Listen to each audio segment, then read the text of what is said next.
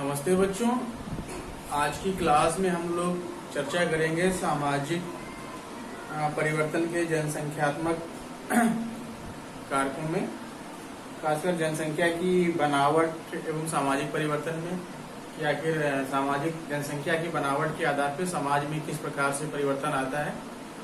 इसकी पिछली क्लास में हम लोगों ने चर्चा किया था सामाजिक परिवर्तन के जो आकार, जनसंख्या के आकार के आधार पर जो सामाजिक परिवर्तन होते हैं, जिनमें जन्म दर, मृत्यु दर और एवं आवास, आप्रवास एवं उत्प्रवास की चर्चा की थी। माइग्रेशन, इमाइग्रेशन एंड जन्म दर और मृत्यु दर, इन दोनों के आधार पर हमने ये देखा था कि जनसंख्या मतलब क्या परिवर्तन आता है, जनसंख्या बढ़ती है या घटती है। इसकी चर्चा हम लोगों ने पिछली क्लास में की थी।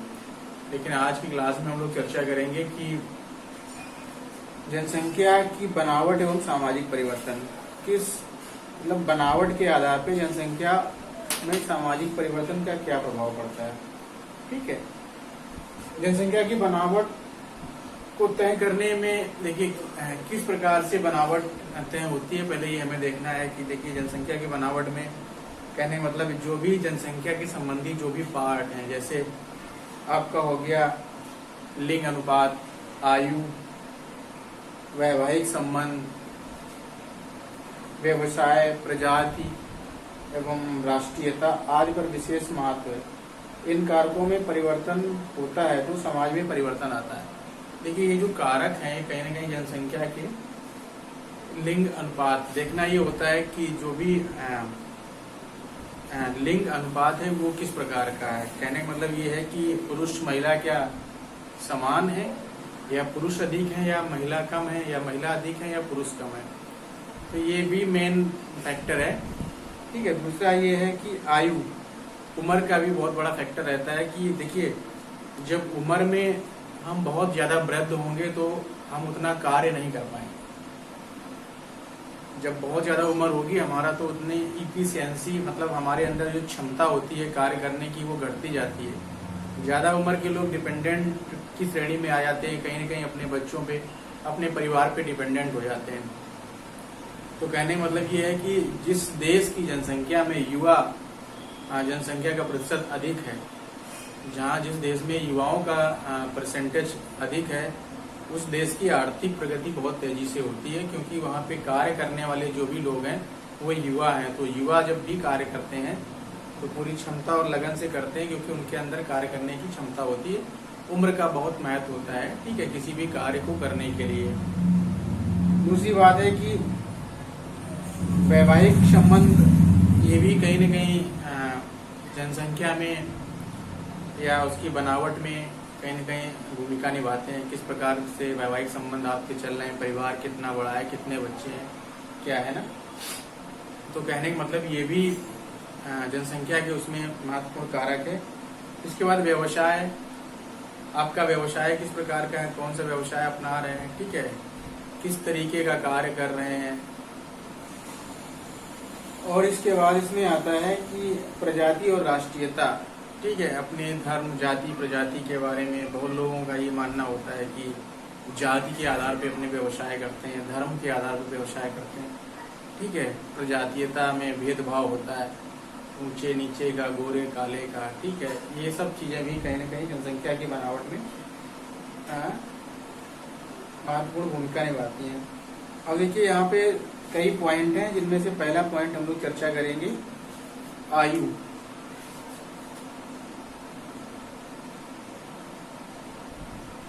आयु,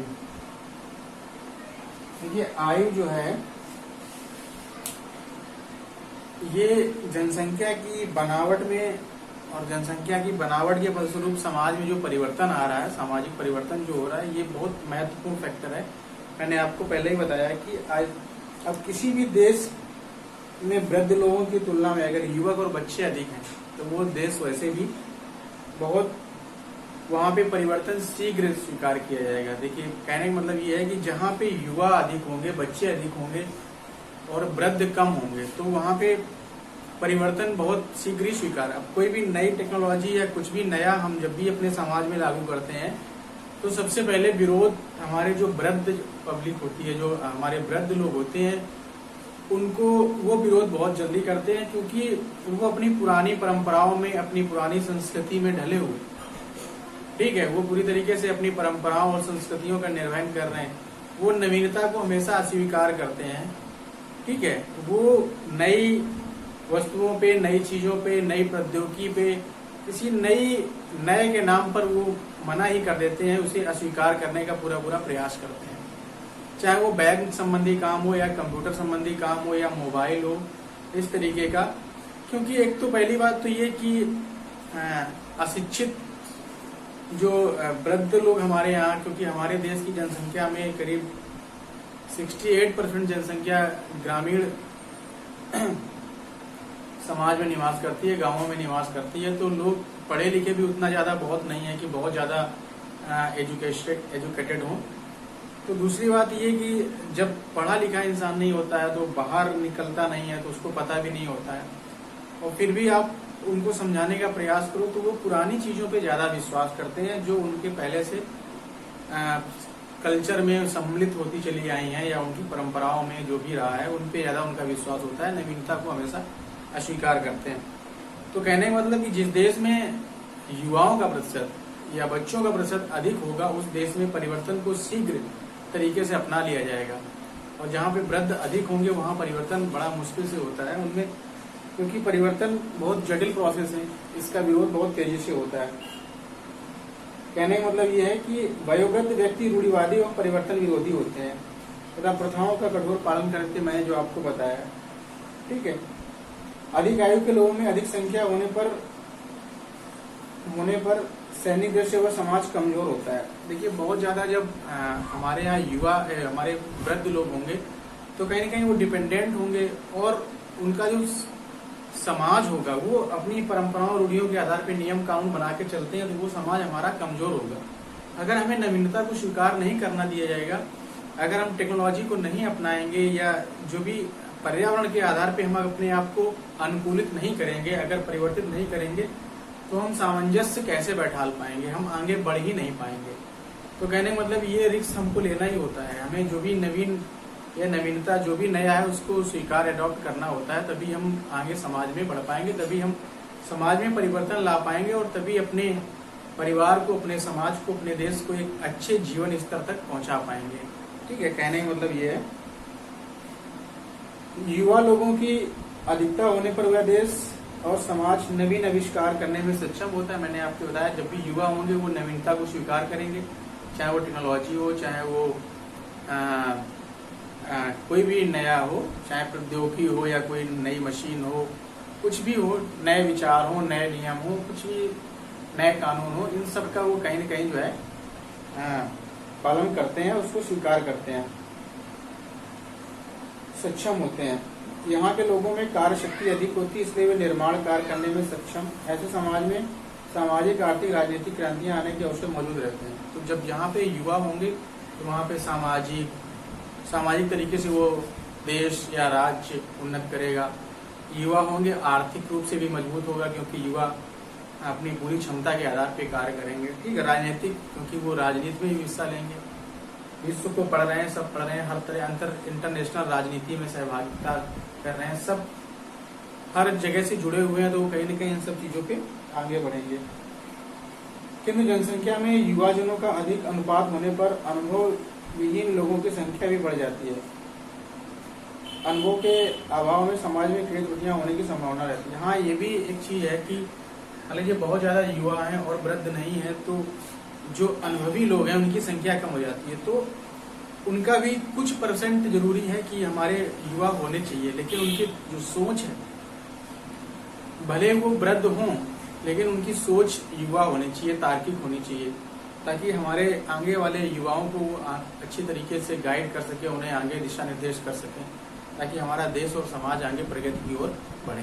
कहने का मतलब ये है कि उस तरीके से रूढ़िवादी वृद्ध लोग ना हो जो समाज को नीचे अवदान पे ले जाए, अपनी रूढ़ियों और प्रथाओं में जकड़े रहें, रूढ़ियों और प्रथाओं से मुक्त हों, वो पढ़े लिखे हों, ताकि वो समाज को आगे नवीनता को स्वीकार करने पर बल दें और आगे बढ़ने में कहीं न कहीं प्रयास करें। ठीक है। अनुभव के अभाव में समाज में कई त्रुटियों की संभावना रहती है। इस प्रकार हम देखते हैं कि आयु संरचना सामाजिक परिवर्तन लाने में एक महत्वपूर्ण कार्य है। समझ में आ गया आपको? तो जो आयु संरचना है ये सामाजिक परिवर्तन लाने में कहीं न कहीं एक महत्वपूर्ण कारक है। दूसरा है लिंग।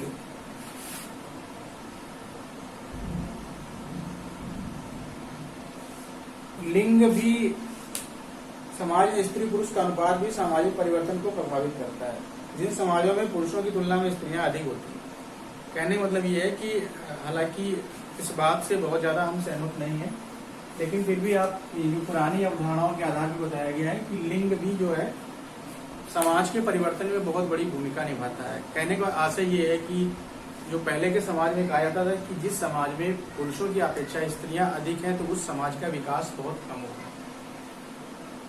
कुछ हद तक इस बात को स्वीकार कर सकते हैं, लेकिन पूरी तरीके से नहीं, क्योंकि अब महिलाएं भी पढ़ी लिखी हैं, वो भी जागरूक हैं, वो भी कार्य करना चाहती हैं और कोई भी महिला किसी भी पुरुष से कार्य करने में कहीं कम नहीं होती। कार्य करने की क्षमता उसकी कम नहीं होती है, ठीक है। वो जितना पुरुष काम कर सकता है उतनी एक महिला भी काम कर सकती है, ठीक है। लेकिन पहले के आधार पर यह बताया गया है कि वहां पर ये हुआ है कि जिन पुरुषों की तुलना में संख्या अधिक है उनमें स्त्रियों की सामाजिक स्थिति निम्न होती है, ठीक है। और जहाँ पे बहुपत्नी प्रथा का प्रचलन, अब ये भी चीजें हैं कि जहाँ पे बहुपत्नी प्रथा का प्रचलन है तो वहाँ उस समाज में कहीं न कहीं स्त्रियों की स्थिति निम्न होती है, ठीक है। कहने मतलब जो एक पुरुष की कई पत्नियां होंगी तो वहाँ पे उसकी स्थिति ऑटोमेटिक गिर जाती है, क्योंकि जो स्त्री है या महिला है वो अपनी बात को पूरी तरीके से नहीं रख पाती है, ठीक है। तो जब से एक विवाह की प्रथा हिंदू विवाह अधिनियम 1955 में जब वन मैरिड एक विवाह का जो प्रचलन प्रारंभ किया 1955 से कि एक व्यक्ति अपने जीवन काल में एक ही विवाह कर सकता है, तब से महिलाओं की परिस्थिति उच्च हो गई, क्योंकि एक ही विवाह हो सकता है तो आपको हर हाल में उस स्त्री की बात को किसी भी तरीके से आपको मानना पड़ेगा। और बहुत सारे महिलाओं के लिए कानून भी ऐसे बन गए हैं कि आप कहीं न कहीं उनकी बात को मानने के लिए बाध्य हैं। तो पहले यह था कि एक से अधिक पत्नियां हुआ करती थी तो कोई सामाजिक परिस्थिति उनकी नहीं थी, ठीक है। पहले राजा महाराजाओं के 2-2, 4-4 पत्नियां हुआ करती थी तो किसी भी पत्नी का कोई विशेष स्थान नहीं होता था। उनमें से जो बहुत ज्यादा विशेष सुंदर है या विशेष योग्यता या किसी दक्षता में निपुण है उनको विशेष प्रशय दिया जाता था, बाकी सबको इसी तरीके से। तो कहने का मतलब ये है कि ये भी कहीं न कहीं प्रचलन में था। दूसरी ओर जहाँ स्त्रियों की तुलना में पुरुषों की संख्या अधिक है वहाँ बहुपति प्रथा का प्रचलन है, ठीक है।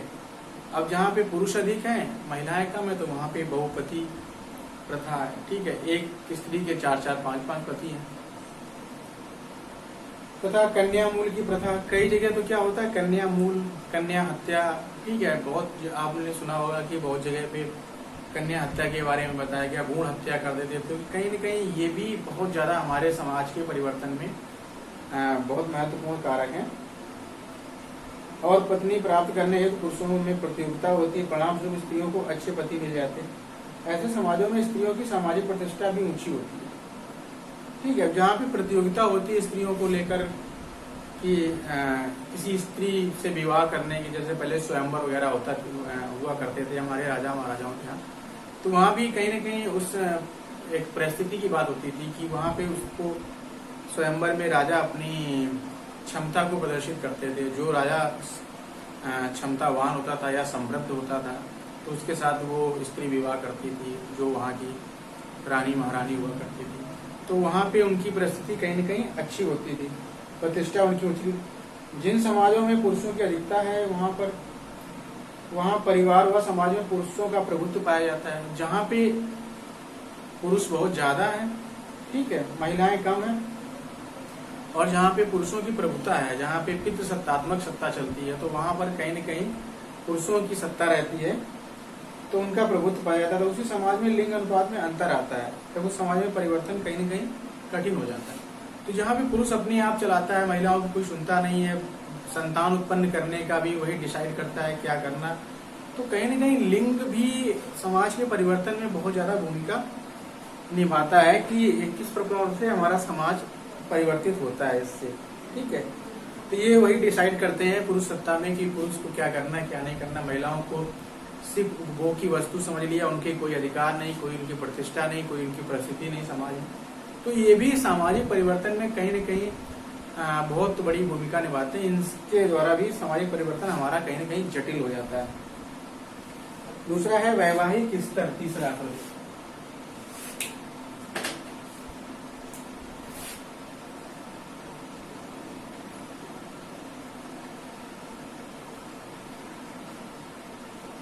वैवाहिक स्तर,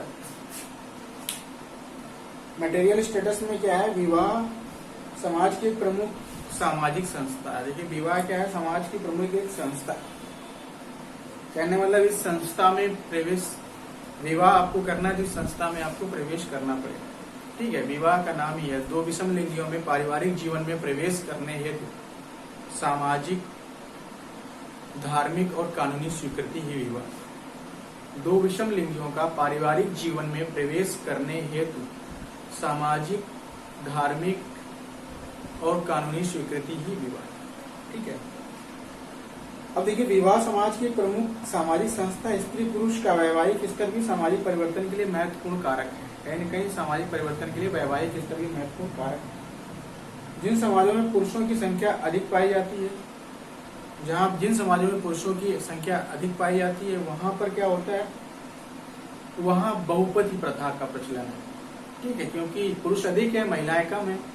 तो जब महिलाएं कम होंगी तो एक स्त्री का कई पतियों के साथ विवाह होगा, तो उसे बहुपति विवाह की प्रथा कहते हैं। जिनमें स्त्रियों की संख्या अधिक है वहां बहुपत्नी प्रथा पाई जाती है। जहाँ भी पुरुष कम है, स्त्रियां अधिक है, तो वहाँ एक पुरुष एक से अधिक स्त्रियों से विवाह करता है। इस प्रकार बाल विवाह या विलंब विवाह, मतलब कम उम्र में शादी हो जाना या लेट शादी होना, विलंब विवाह बहुत आज के समाज में। अब देखिए बाल विवाह का कॉन्सेप्ट तो खत्म हो गया। अब कोई भी बाल विवाह कर ही नहीं सकता, उसके लिए बहुत सारे कानून बन गए हैं। 18 साल से कम उम्र का लड़का लड़की किसी का विवाह नहीं हो जाता, वो कानूनन जुर्म। दोनों के लिए समान एज हो गई है कि 18 साल का पुरुष और 18 साल की महिला ही विवाह के योग्य हैं। इसके पहले वो विवाह नहीं कर सकते कानूनी रूप से। ठीक है, तो अब तो बाल विवाह का कॉन्सेप्ट ही खत्म हो गया, लेकिन विलंब विवाह पे कोई इस तरीके का प्रावधान नहीं कि आप विलंब विवाह नहीं कर सकते हैं। विलंब विवाह आप कर सकते हैं, आपकी इच्छा पे है आप विवाह कब कर रहे हैं कब नहीं कर रहे हैं। तो कहीं ना कहीं ये भी बहुत ज्यादा फैक्टर है। देर से विवाह होना, विलंब विवाह की प्रथाएं भी सामाजिक परिवर्तन के लिए उत्तरदायी है। जहाँ बाल विवाह का प्रचलन होता है वहाँ परिवार का निर्माण शीघ्र होता है तथा कम उम्र में ही व्यक्ति पर जिम्मेदारियां आ जाती हैं। देखिए अब जहाँ पे बाल विवाह हो जाएगा तो सीधा सीधा कॉन्सेप्ट है कि अगर किसी बच्चे का, किसी लड़के का या किसी लड़की का अगर कम उम्र में हम विवाह कर देंगे, पहली बात तो ये है कि उसका जो बॉडी है वो कहीं ना कहीं उस तरीके का नहीं होता है। उसका जो शरीर है वो विवाह लायक नहीं होता है, उसका शरीर ग्रोथ नहीं करेगा। तमाम तरह की बीमारियां लग जाती हैं जल्दी शादी विवाह करने से। मैच्योरिटी उनके अंदर नहीं आती है, मानसिक विकास नहीं होता है। बहुत शादी होने के बाद बहुत सारी जिम्मेदारियां आ जाती हैं, तो वो व्यक्ति अपने ही परिवार का पालन पोषण ही सही तरीके से नहीं कर पाता है। वो समाज और देश के लिए क्या कर पाएगा? कहने का मतलब वो शारीरिक रूप से भी विवाह के लिए तैयार नहीं था, आपने उसकी शादी कर दी। चलो ठीक है, आपने उसकी शादी कर दी, शारीरिक रूप से तैयार नहीं था। पहली बात तो इन सब का बहुत प्रभाव पड़ता है कि जब शारीरिक रूप से तैयार नहीं है तो बच्चे, जो भी नई जनरेशन आती है, बच्चों में भी कुपोषणता, कहीं कुपोषित बच्चे होते हैं, कहीं अपंग बच्चे होते हैं, तमाम तरीके की दिक्कतें आती हैं जो भी कहीं न कहीं समाज के लिए समस्या ही है। अगर कोई विकलांग या अपंग बच्चा भी पैदा होगा तो उस समाज के लिए तो वो कष्टदायक ही है। कहीं न कहीं समाज की पॉपुलेशन, देश की पॉपुलेशन तो बढ़ रही है, लेकिन उसका कार्य क्या है? उससे हमारे देश की उन्नति तो नहीं हो पाएगी, कहीं न कहीं और हम नीचे स्तर पर पहुंच जाएंगे। कहने का मतलब ये है कि शारीरिक रूप से भी उसके लिए तैयार होना जरूरी है, और फिर मानसिक रूप से कहीं न कहीं मानसिक प्रताड़ना उसको झेलनी पड़ती है कि वो व्यक्ति, कहने का मतलब ये कि वो मानसिक रूप से तैयार नहीं होता। उसकी शादी हो गई तो वो अपने परिवार का, उसने सोचने की क्षमता, अपने परिवार का ही भरण पोषण, पालन पोषण सही तरीके से नहीं कर पाता, तो समाज के लिए वो क्या करेगा। उसके अंदर जिम्मेदारियां उठाने की क्षमता नहीं होती है। इस प्रकार से कहने का मतलब ये है कि और संतानें भी कमजोर और रुग्ण इस प्रकार की होती है कम उम्र में विवाह होने से। ठीक है, इससे समाज हमारा क्या होगा कि कहीं न कहीं मृत्यु की ओर बढ़ जाएगा। ऐसे विवाहों से उत्पन्न संतानें शारीरिक और मानसिक रूप से कमजोर होती हैं। ठीक है, निर्माण परिवर्तन, समाज में परिवर्तन फिर कहाँ, वो कहीं न कहीं परिवर्तन हमारा डेप्थ की तरफ जाएगा, गहराई की तरफ जाएगा। तो इस प्रकार से मैंने आपको जो है जनसंख्या की बनावट एवं सामाजिक परिवर्तन में जो 3 पॉइंट बताए, ये बहुत ही महत्वपूर्ण पॉइंट है। इनसे कहीं न कहीं सामाजिक परिवर्तन में बहुत बड़ा प्रभाव पड़ता है। अब नेक्स्ट क्लास में हम लोग चर्चा करेंगे जनसंख्या के आर्थिक परिवर्तन, राजनीतिक परिवर्तन की। आज की क्लास यहीं तक, धन्यवाद।